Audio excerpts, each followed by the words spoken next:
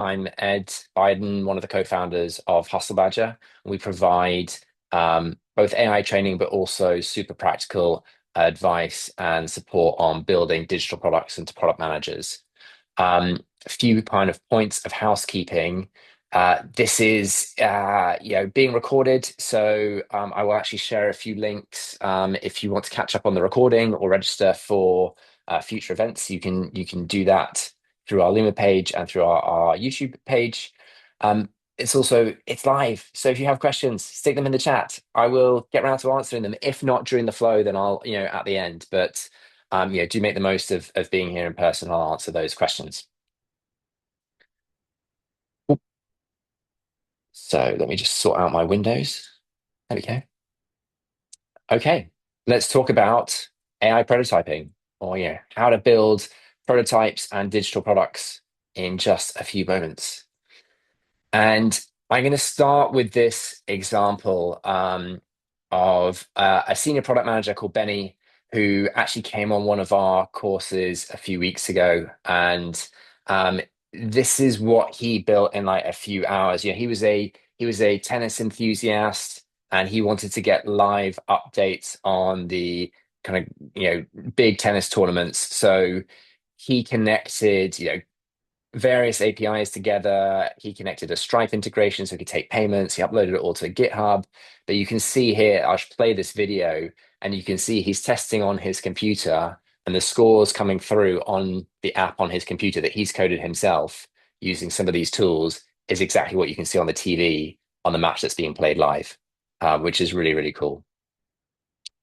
Very short little clip there. So there are the scores on his app, and here's the TV on the screen. And you can see that's exactly the same scores because he's got like live scores coming through. So, he's not a coder. He spent a couple of hours building this, I think, and he's already got that level of functionality. And I think that's just a really like lovely demonstration of what you can build in this kind of time. And I teach people now. Most weeks I'm teaching someone about these tools, and I've taught hundreds of people over the last 12 months how to use these kinds of tools, and it's just incredible what you can build now in just a few hours. Another example I use, and this is quite an old one now, so I think I did this about 9, 10 months ago, is you can go to somewhere like Replit, one of these tools like Lovable, Figma Make. You can put in a very, very simple prompt. This is 5 words, make me a Wikipedia clone. And within a few minutes, this is probably taking 5 minutes. It's coming up with something that sure doesn't have all the content of Wikipedia, and that's probably a good thing, but does actually look and feel like Wikipedia to quite a high degree. So if you want to prototype off that, or if you want to clone a site and experiment with it and sort of test out some ideas, that's really, really fast to do. On top of that, then doing things that would have been considered quite technical just a few years ago, like adding payments, this is again just a matter of prompts. So on top of that first prompt where I was like, yeah, build me Wikipedia, I'm then telling Replit here to add this little payments, donations banner at the top. And to be fair, I've already got my Stripe keys in Replit, so I didn't have to do that. But that took me two extra prompts in about 2 minutes to build a live donation button that would actually put money in my account. So even some of these more sophisticated integrations connecting to payment systems, other services is getting very, very easy right now. So that said, there are a few limits to this. And when you start playing around with these tools, then you'll probably find like the first few prompts that you make is just magic. You can build so much so quickly. It's like one of those delightful product experiences that you don't get every day. As you start to kind of try and refine the functionality a little bit, as you try to polish things up, it does get more time consuming, and it does get a little bit trickier, and the number of bugs that you get coming up. And to really get this to kind of a production level quality, then you're probably not going to do this in, say, Lovable or Replit. And I'll talk through some of the different categories of tools there are. You're effectively you're coding for real, and it's not that you need to be a coder to do that. It's that you will learn to be a coder in the process of solving those problems. And one of the things that I think is so beneficial about these tools and playing around with them is just the speed with which you get more technical and the amount that you learn as well. So let me give you a kind of like a quick recap, like what are the tools that are out there that you can be building with today? And oh, I have clicked on the wrong thing. Let me just go back out. Where were we? Okay. Hopefully you can all see that again. So what are the tools? No. Oh dear. Right. There we go. Okay. So general AIs. Yeah, you've almost certainly heard of these before. You're probably using them every day. ChatGPT, Claude, Grok, Gemini. These are chatbots effectively. So they're great for asking one-off questions with or having a little discussion with. And in the context of building things, they're really good for helping you come up with a plan for what to do, helping you write specs, helping you debug. And often, whichever tool you're working in, you're going to be back and forth with a general LLM, a general chatbot to help you debug things, plan things, and as you work your way forwards. Second category of tool that I think about are these AI workflow tools. So these are tools that you may have heard of some of them. NAN, Zapier, Relay is the one on the blue, the blue logo that one of my favorites. These all have drag and drop components that allow you to build workflows, which can include AI. So if you want to automate a process where when you receive a bug ticket, then that is automatically logged in Jira and you get a Slack notification and you respond to that person with a personal note. That is all something that these AI workflows can do. They effectively help you build a back end without a front end. So they don't have a kind of URL you can go to, but they will make things happen in other systems by connecting into different APIs and so on. And they allow you to kind of define these very kind of um, precise workflows that also you can see exactly what's going on very, very easily. So these are kind of like very useful for that sort of thing. On the next category, like the AI prototyping tools, and these are ones we'll kind of spend most time talking about today.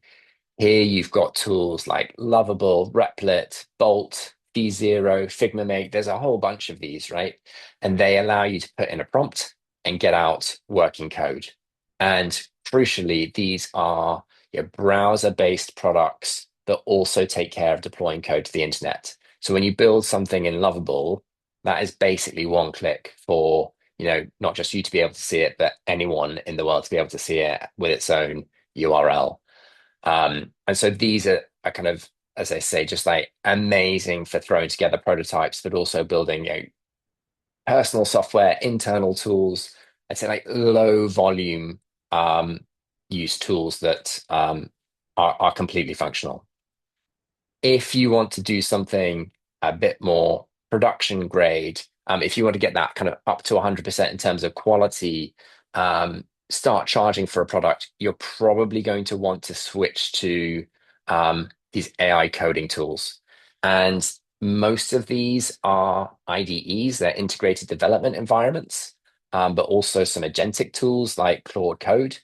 Um, these are where professional developers write code or used to write code and increasingly just chat with agents. So the main difference between these AI coding tools and the AI prototyping tools, as I mentioned, the prototyping ones work in the browser and take care of deployment. The coding ones work locally and work with local files on your machine. So you need to download these applications and you'll have a copy of all the code files that you're working on your machine. The benefit of doing that is that the error rate that you're going to see from these, the bug rate, is going to be like way lower than working with the prototyping tools. And getting that final level of polish is going to be possible. The downside is that getting things, public, deployed to the internet, that's going to be a little bit more tricky because they're not going to do it themselves. You're going to have to connect to another service like Netlify or Vercel that's going to take care of production for you. So that's more kind of true building, whereas these ones up here, the Lovables, the Replits, that's more prototyping. That's how I think about it. I did used to, for a brief period, kind of map out all the different pros and cons of all these tools and what they could all do and what they couldn't do. Honestly, there's not much point in doing this because all of these tools basically do the same thing. And the differences in functionality are too small to care about. But also, there's very low switching costs to moving between each of these tools. So if you start in Lovable and then you're like, I don't like Lovable, I want to try V0, and then you're like, oh, V0 is cool, but my company's just bought a bunch of licenses for Figma Make. Actually switching between these tools is very, very easy.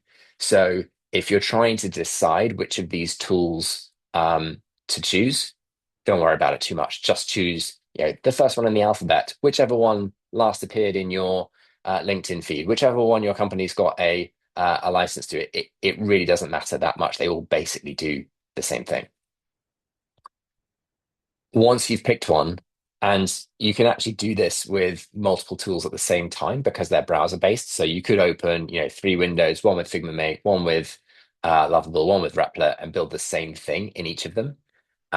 Then I suggest you start with a kind of very simple, hello world project. So go and build something like a retro game, a weather app, a to-do list, an exercise timer, something that you probably don't want to use, right? Honestly, but something that just allows you to see how you can put in a basic set of prompts, have a bit of a conversation, and you are going to get a real website. And you can, deploy that into the internet, you can share it with your friends, you can get it on your phone, um, and just see what that experience is like, see how the different products respond, and get a feel for the UI. And here I've just, I'm not going to talk through the whole UI, but you can see basically you've got a main panel here in the center, which shows you a preview. You've got a conversation, like a chat conversation on the left-hand side.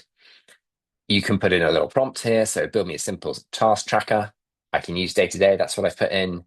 And you can see that actually took 4 minutes to build. It's just kind of, you've got the summary down there at the bottom, talking through what actually happened. So this is a really good way just to kind of get a feel for the tools, and get started. Once you've done that, you've probably got a bunch of other ideas of things that you want to build. And at that point, you cannot get away from the fact that you need to be the product manager. You need to actually tell it what you want to build. Um, One of the features of generative AI is it's trained on everything. It's trained on the whole internet. So if you don't give it much direction, it's going to build something that is basically the average of the whole internet. And that's fine, but it's generally not very exciting. So you're going to get something that's pretty kind of like bland. Um, the more thinking that you put in, the more it's going to feel like your product, and the more it's going to not make assumptions about what you want, but actually understand what you want. So the way that I tackle this problem is not to go and write a really detailed PRD, but it's just to work through some of the thinking with an LLM. So I will ask an LLM to interview me and ask me questions about the concept that I'm thinking about for maybe 5 minutes. And then on the basis of that, I'll ask it to write up a spec that I can then pass into a tool. And this is something that you can do in voice mode as well. You can say like, hey, well, you just ask it to ask the questions, and then you use the microphone button down at the bottom. And it's a really fast, fun way of kind of getting out, you're clarifying your own thinking and then getting it documented in a way that another agent, another AI will understand, but also if you wanted to share this with another human, they would understand it as well. As you build, things are going to go wrong. And you're building software, things always break, right? It's the same anytime you're building something. And in that case, then again, the LLM chatbots, like these are going to be so, so useful to you to help you figure out what to do next. And whenever I'm working in one of these tools, I'm always bouncing backwards and forwards between the tool itself, so Lovable, Replit, whatever it is, and then something like ChatGPT, a general LLM. And whenever something's broken, I'm generally going to ChatGPT and saying like, "Hey, what's the problem here? What do I need to do? How do I debug this?"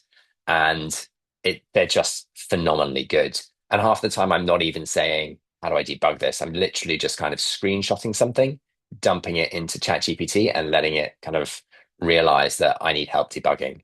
Um, you can see that this little screenshot here, which you may or may not be kind of like too small. I'm actually setting up an API integration here, and ChatGPT is just kind of from the screenshot that I've shared. I'm not kind of copying any error logs or anything like this. I'm just dumping a screenshot of what I can see on the screen, and it's spotting that there's a typo in one of the credentials I've put into my API call, and it's then talking me through how to correct that. So it's just like very, very powerful for doing that sort of thing. And obviously, LLMs don't get tired, they don't get bored, they don't judge you for asking stupid questions. So you can also, by asking them to explain what they're doing and what's going on, you can learn really, really quickly. Um, and I think on that note, sort of something else I'll mention is that you know, the more that you build, the more you're going to understand code, and that's both like the more you will need to understand code, but also the more that you build, the more you will understand code because you will just the feedback loop between explaining what you want to do in natural language to Lovable to Claude, and then seeing what it does and seeing some of the problems that come up is so short. So just taking a little bit of time to sort of say like, hey, you asked me to do this thing, or you told me you're going to do this, like just explain what you're doing. That is a really, really powerful way for increasing your own technical understanding, becoming a better PM, becoming a better partner for engineers. And that in turn is also going to make it easier to work with the tools and kind of like further learn more about how they work. Something I kind of wanted to mention is we're kind of going through this really um, wild time when the capabilities of some of these tools are incredibly impressive. And whilst if you spend any time on social media, it seems like everyone is using all these tools all the time. Actually, that's not the case. Um, I go into companies and I train teams on this. And as I say, I kind of like train open courses as well on this. And actually, the usage of these tools is still pretty patchy, which means there are a ton of people who do not work in technology roles, do not work in product roles, who've just never heard of these tools and have absolutely no idea what they are capable of. And that means that there's a kind of possibly a very short window, but a window nonetheless, when if you can really use these tools well, it's going to look like you've got superpowers. And this is an example of someone who came on one of the courses and got a job offer because of what she'd learned. Because she basically like she went to an interview and they asked her for a few suggestions on how they could improve their website. And instead of going into the next round of interviews with a few bullet points, which is what they were expecting, she'd effectively like built a mock-up of their entire site with additional functionality. And the way she did that was, work with Perplexity to review all their competitors to figure out what was their right niche, what were the features they were missing, where they could have a competitive advantage, write that up as a spec, and then build a prototype on that. And so she walked into the interview being like, "Hey, yeah, you asked me to come up with some better ideas, and like, here's the clickable prototype that you can walk through, and here's the AI feature I built into it."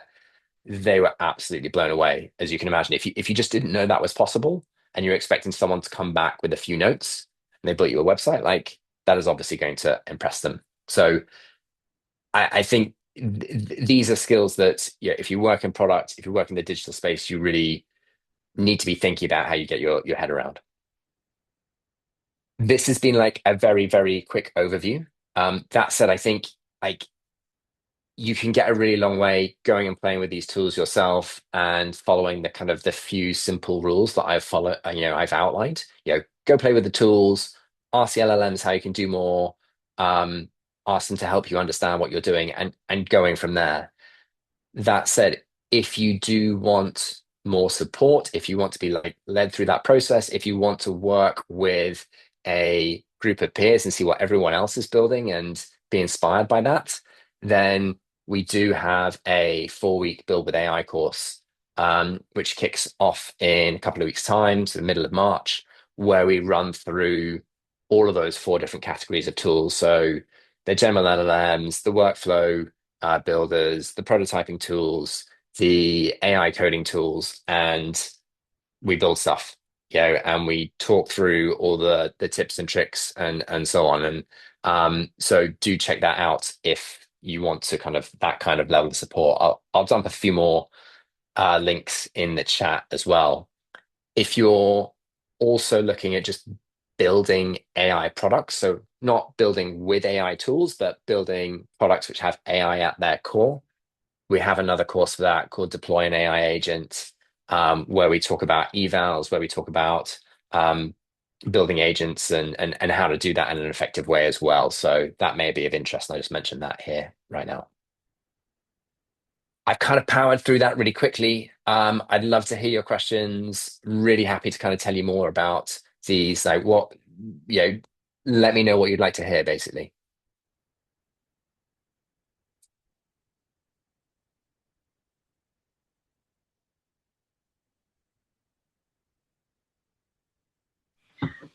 Ed, you mentioned that if you were to use that some of the AI coding tools like Claude Code to get it into production, you'd have to use another tool to do that. What's the sort of process like to do that part of it? Is it very technical? Is it just another cost? What's the sort of barrier there?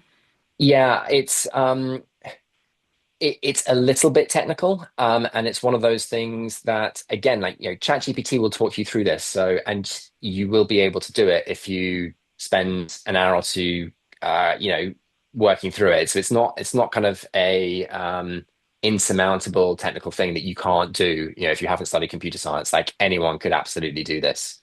Um, if you're going to be doing this on a hobbyist basis, a kind of like, friends and family basis, you're going to be on free tiers for different platforms and it's not going to cost you anything.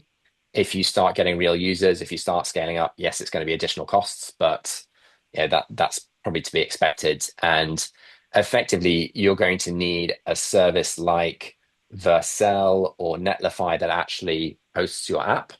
And then you may need a service like Supabase for a database. Um, Yeah.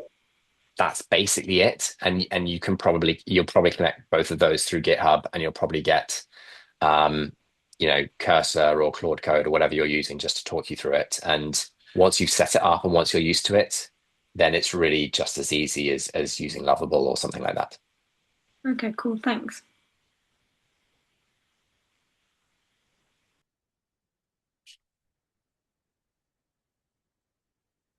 Any other questions from people?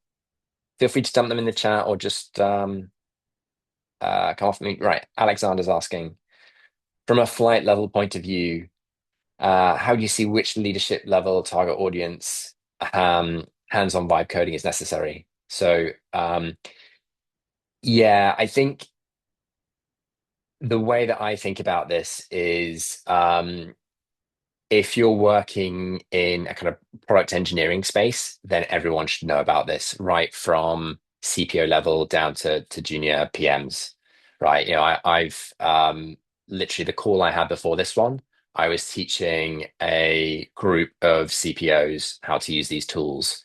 And it's vital for them to understand it because they need to think about how they can encourage their teams to use these tools and what it means in terms of um, both discovery, figuring out what people want, but also velocity, like what they can build, as well as, strategically, are their businesses going to be threatened if it becomes easier and easier for people to build software?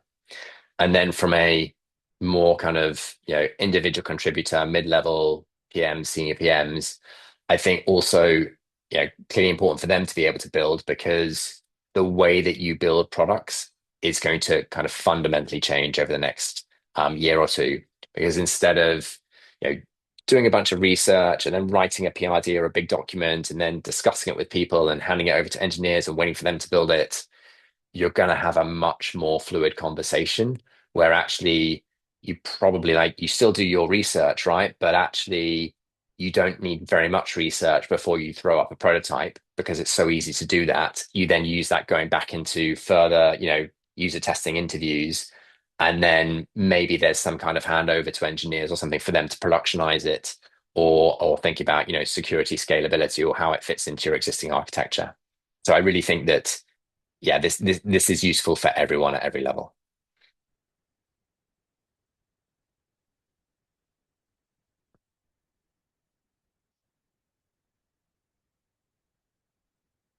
Super. Any other questions?